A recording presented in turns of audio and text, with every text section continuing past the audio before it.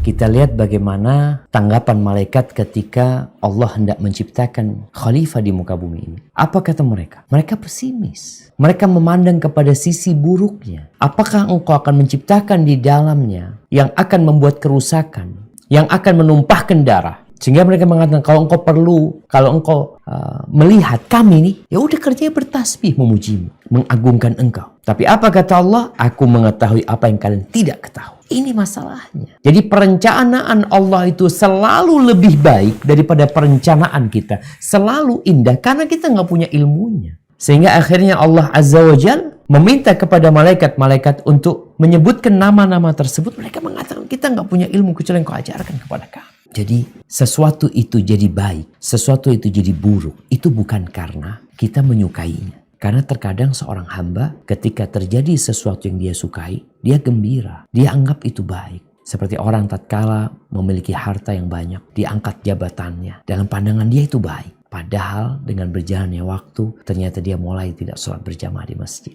Ternyata dia mulai tidak peduli sama istri dan anak-anaknya. Mulai dengan kesibukannya. Jadi itu hal yang buruk buat dia.